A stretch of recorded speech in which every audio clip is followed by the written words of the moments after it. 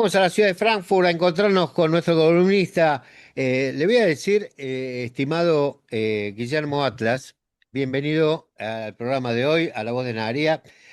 Usted tiene Gracias. hinchada, nosotros somos un cuadro chico, ¿no? Vamos a situarnos en lo que es el campeonato Claro. de YouTube, somos un cuadro chico. Pero dentro de ese cuadro chico, usted tiene hinchada propia, amigo. ¿Ah, Es sí? como, sí, un pedacito de la hinchada, que es chica, pero un pedacito de esa hinchada está esperando el bloque suyo. Así que le Bueno, digo, eso es lo que espero, por lo menos no aburrirlos demasiado no, con biografías y figuras que a lo mejor no son tan interesantes, pero yo creo que sí lo son. Si no, no lo haría, obviamente, que no voy a ser masoquista de presentar a alguien. yo pienso igual que usted, y aparte me interesa conocer la vida de mucha gente que no tuve acceso y no conocí. Pero porque quizás hay gente que no le interesa las biografías en general, bueno, no hay lo que hacer. Sí. Pero yo creo que es interesante conocer gente que uno no sabe, como el caso de Rita Levi, que yo, la verdad, le debo confesar, desconozco por completo, o sea que hoy no le voy a poder hacer ninguna ayuda, ninguna pregunta, nada, porque estoy out del tema, pero me encanta, Ah, ok, ok, ok, me ok. despierta mucho interés. Bueno, pero obviamente en función de lo que yo diga, puedes hacer preguntas cuando quieras, está Por eso. supuesto, por supuesto. Soy flexible. Bueno, voy a hablar de Lita Ley Montalcino, Ujú. Montalcini, en realidad, no Montalcino, que nació en Turín el 22 de abril de 1909, en el seno de una familia judía, cuya dicen que las raíces se remontaban incluso hasta la época del Imperio Romano, la tradición familiar. Eso es el tema también de la judería italiana, muchas veces que tienen raíces antiquísimas, ¿no? El papá, Adamo, mira, Adam, Adamo Levi, era ingeniero electricista y matemático. Y la mamá era pintora, se llamaba Adele Montalcini, era pintora, y Rita era la menor de cuatro hermanos y tenía una hermana melliza, Paola, que con los años incluso se convirtió en una escultora bastante conocida, trabajó sobre todo con superficies, creo que de aluminio.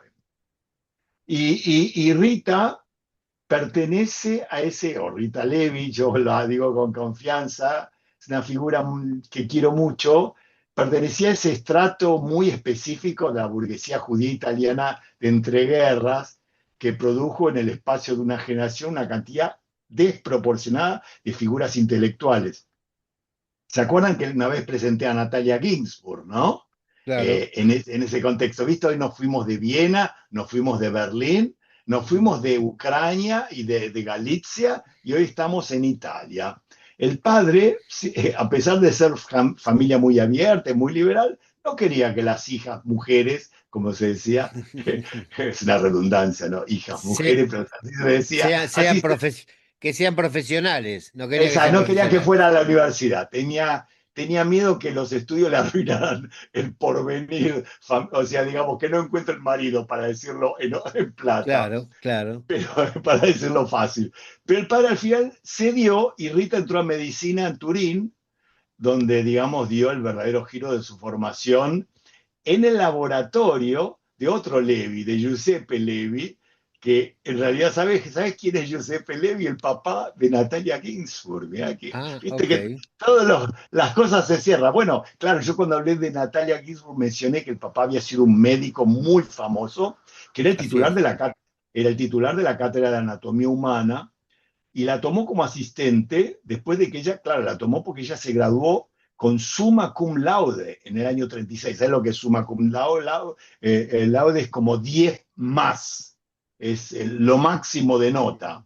Ok. Y ese vínculo, sin embargo, cuentan los chismosos, con Levi no fue fácil, porque claro, era bravo el viejo.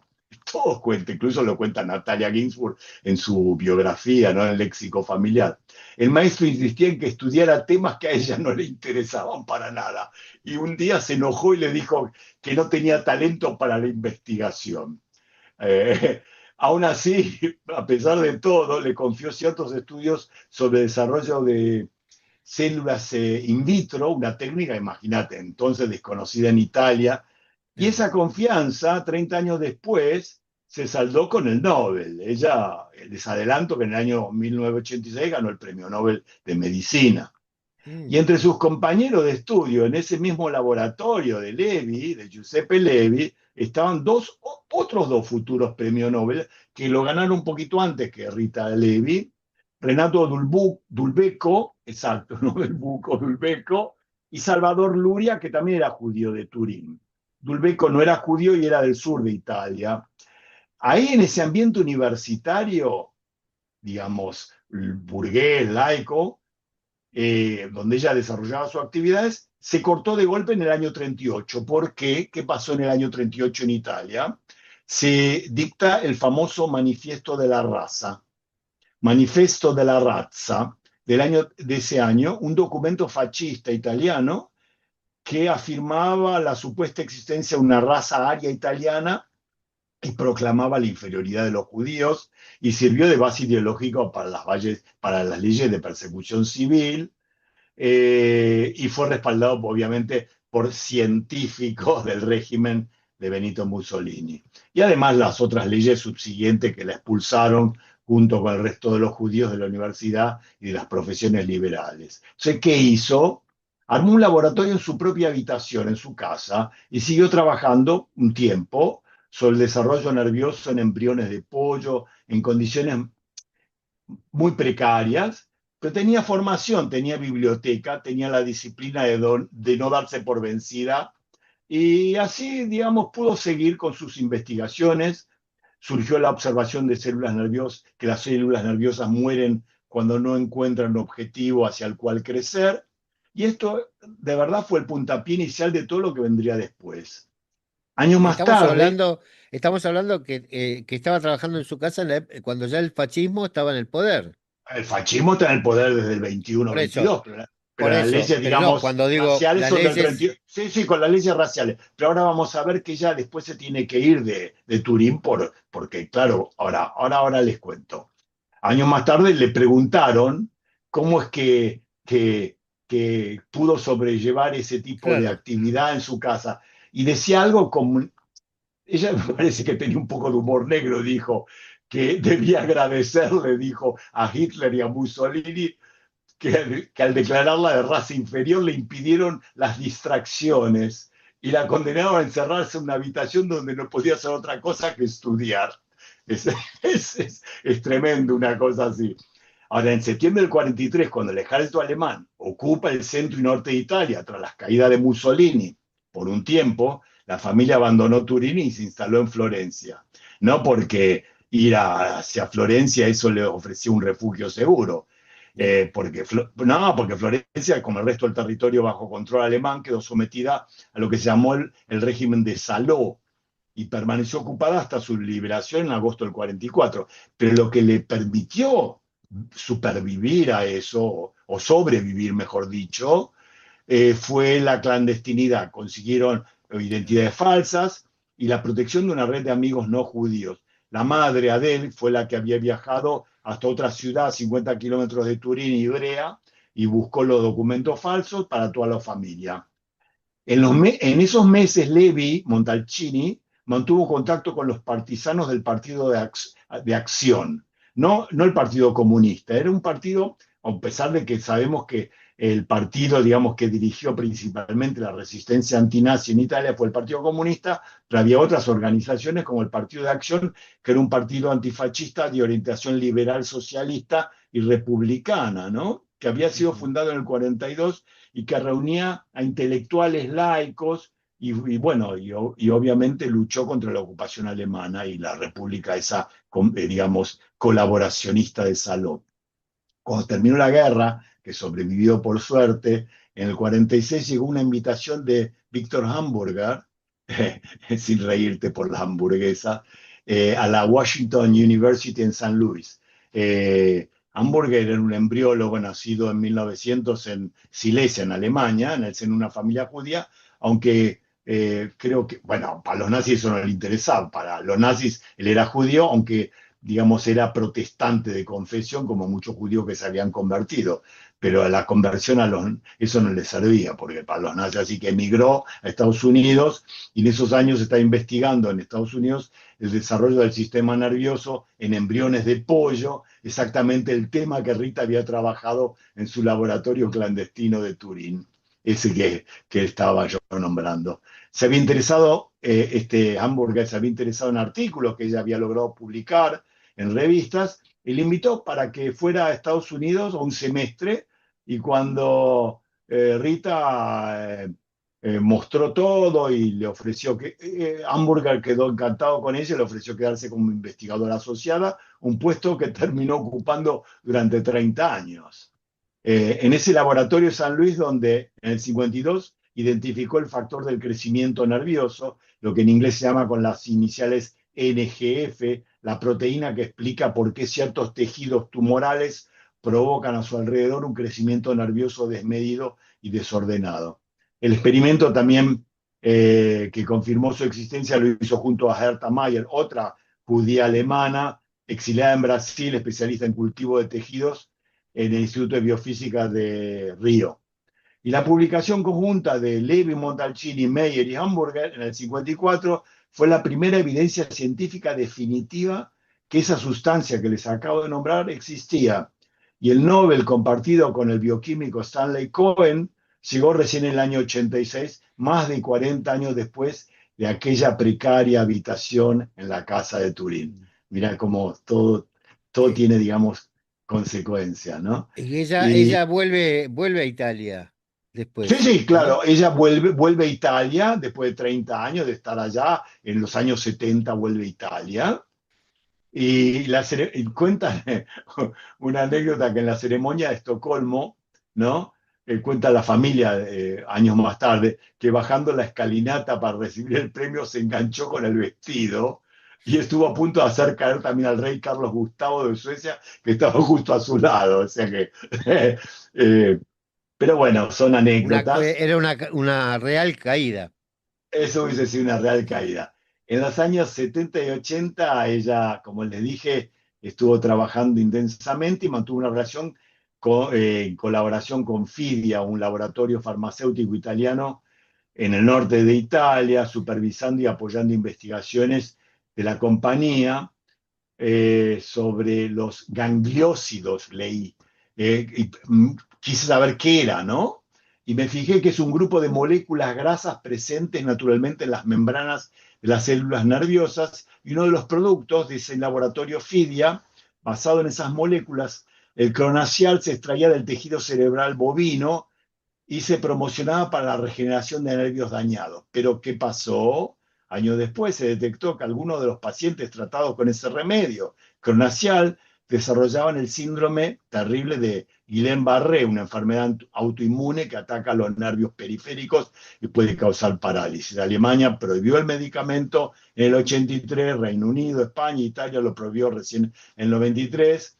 Y claro, ¿qué pasó? Una investigación judicial posterior estableció que Fidia, el laboratorio, había sobornado a un funcionario del Ministerio de Salud italiano para acelerar la aprobación de Cronacial, y ese soborno Claro, fue un delito, claro, porque claro, no llegaron a experimentar lo suficiente para saber las consecuencias.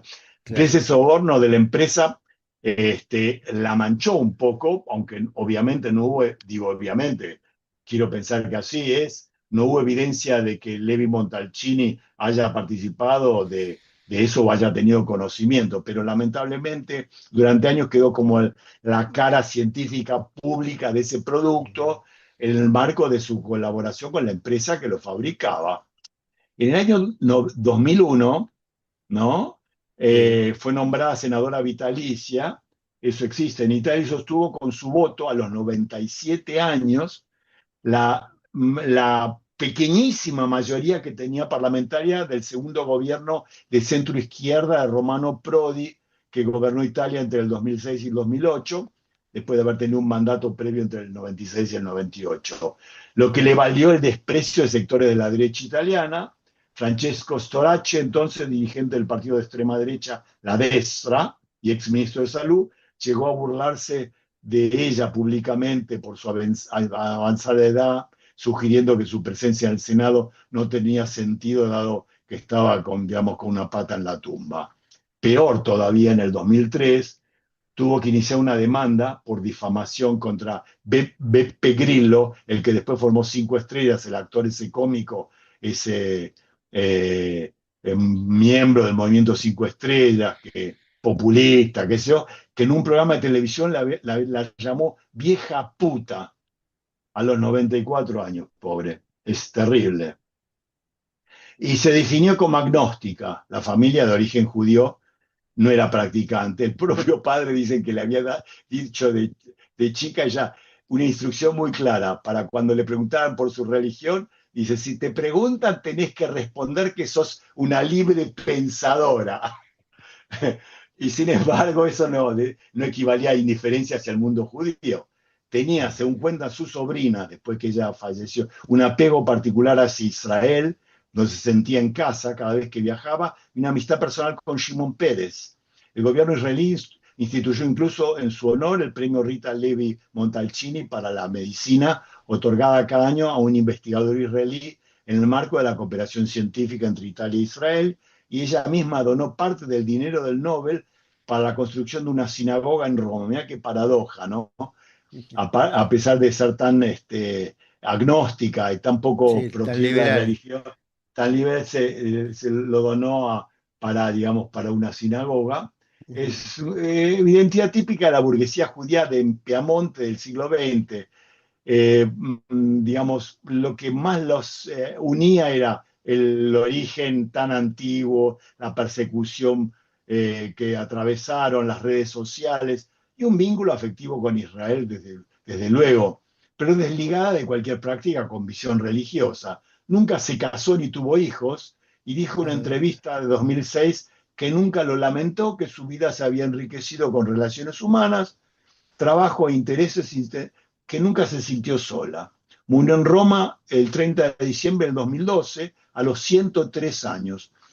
Por voluntad de la familia, mira qué cosa curiosa. Por voluntad de la familia fue cremada, algo totalmente ajeno a la tradición judía. Y la comunidad judía de Turín presentó en estuvo presente en el cementerio, pero participó del duelo solo en forma privada, respetando la decisión, aunque no correspondía al rito judío, y Claro. está enterrado junto a su hermana melliza Paola en el cementerio monumental de Turín. Así que Eh, bueno, el laboratorio Una, casero de... ¿Cómo? sí, no, quería hacer una consulta. Eh, para ubicarme en fechas, yo recuerdo mucho, tengo muy presente la película de los judíos italianos, El jardín de los Uffizi De los Contini. Finzi Contini, claro, un Eh, clásico. Y bueno, eso es exacto. Pero exacto. se habló mucho de que el régimen italiano no fue tan duro en algún momento o al principio, digamos, con los judíos como fue, obviamente. No se puede comparar con Alemania porque Italia no tenía esa tradición antisemita. Ajá. Y aparte que al principio, muchos años, Mussolini no se mostró para nada antisemita, incluso había muchos judíos que adhirieron al régimen de Mussolini. Pero en la medida que fue creciendo el alineamiento con Hitler y con Alemania, Claro, la fueron también influencia. creciendo la influencia, las leyes. No es que Mussolini haya sido la bella durmiente del bosque, ¿no? Todo lo contrario. Bueno, Pero, y eso se agudiza a partir del año 38. Y claro, lo de los Finzi Contini es a partir del 38 cuando se pone, y probablemente ahora no te puedo decir exactamente, pero es muy probable que los hechos concretos donde, digamos, ocurre que los vienen a buscar y los llevan, ya es más avanzado en los años 40, ya con la República de Saló, supongo yo. ok. Pero digamos, es interesante, ¿no? Ujú. La actitud de ella ya en el 38, que frente a la adversidad se recluye en su casa y sigue trabajando. y es un fenómeno que muy bien describió una crítica literaria alemana. Yo leí el libro hace unos años de ella, de Maike Albat, que se llama El espíritu de Turín. Es muy bueno ese libro porque describe los años 30, que la ciudad tenía una atmósfera distinta a la del resto de Italia, una tradición liberal. Ya te conté alguna vez que los Olivetti, por ejemplo, típicos judíos italianos de Turín, los padres, digamos, de la máquina de escribir y la famosa máquina, ¿no? Esa, que, digamos, en pleno fascismo, aparte fue una isla de oposición, es donde salió, como te conté, Leone, o les conté a Leone y Natalia Ginsburg, Cesare Pavese, Einaudi, el padre de la gran editorial italiana. Fue una especie, digamos, de cenáculo de resistencia cultural al régimen. Y de ese terreno salió también ese laboratorio de anatomía de Giuseppe Levi que les menciono, retratado por su hija tan hermoso en el libro este que no me canso de citarlo, el léxico familiar, o sea, el léxico familiar. Y son historias, ¿no? Esas historias, la editorial, la científica, que comparten una matriz social y geográfica, esa burguesía judía y laica turinesa que frente a esa persecución bestial, racial, no se replegó hacia la pasividad, sino que tomó formas de clandestinidad, adhirió a la resistencia o a la semi-clandestinidad. Muchos fueron lamentablemente asesinados. Tenemos la historia de Primo Levi que sobrevivió a Auschwitz, que, ¿no? Eso le iba a decir, Digamos, Primo Levi también de la zona, justamente. por supuesto, creo que también era de Turín, ¿no? Primo Levi, si Yo no me creo que sí, equivoco. yo creo Sí, que sí. también, sí, sí, sí, sí. Eh, y realmente ese fue, digamos, el centro de esa producción impresionante, ya sea en forma de libro o revistas, experimentos con embriones de pollo en un Claro. dormitorio, o la publicación de volantes o panfletos clandestinos y el apoyo a la guerrilla antifascista. Eh, por eso quería hoy traerle sin falta esta historia de Rita Levi Montalcini, que me parece una historia muy interesante, muy conmovedora. Me acuerdo muy bien de ella cuando fue designada senadora y el rol que jugó, y era como una especie, a ver cómo puedo decir, como una especie de baluarte moral en Italia frente a en la época de corrupción, de Claro. ultraderecha La y de, P2, P2, todo ese tipo. Y ella realmente fue una figura así eh, muy interesante. Eso intachable. quería Bueno, intachable. justamente es interesante que veamos en todo este ciclo, este gran ciclo y de mini ciclos que hacemos de distintas zonas de Europa, ¿no? No, y de Cómo Europa, y vamos a tomar de América Latina, de Argentina también, tenemos que tomar personal. hemos tenido Y de también algo también, sí, es Israel verdad. también tenemos que tomar. Hemos tenido americanos también, sí. Yo a lo Desde, que me refiero es a decir cómo esas pequeñas comunidades que tenían un nivel intelectual de gran valor y que han hecho aportes a la humanidad. O sea, ni hablar. no es que era una cuestión solamente judía, sino que al contrario, eran judíos, pero que eran laicos, que buscaban Universales, la universales. universalidad, esa es la palabra, buscaban la universalidad y no la discriminación, y que terminan por estos avatares de los zares, de los fascistas, de los nazis, conformando un núcleo mucho más pequeño, porque yo creo que habrán muerto, como vimos en su momento, mucha cantidad de intelectuales de todo tipo, digo, tanto laboratoristas como poetas, como demás, que simplemente murieron asesinados en todo ese proceso que vivió la Europa nazi fascista y que lamentablemente, bueno, nos privó de tener hoy Ni hablar, ni hablar. un enriquecimiento mayor, ¿no? Seguro. Guillermo, para su hinchada le digo que estará contenta, así que de mi parte, Espero que queden contentos. Y si no, que la patria me lo demande. así es. El programa que viene es el número 100, así que no me ¡Wow! falte, ¿eh? No me no, falte que no. hacemos O programa especial sea, con todos los bueno, colaboradores. es ¿Sí? para el domingo 16 de agosto. Exacto, exacto, O exacto. sea, Hoy el estamos a domingo. 9, el que viene es el Exacto, 16, tal es cual. perfecto. Guillermo, un abrazo grande, buena semana, Un querido. abrazo enorme, igualmente, ¿eh? Chau, chau, chau, Chao, chao. gente. Radio Naría.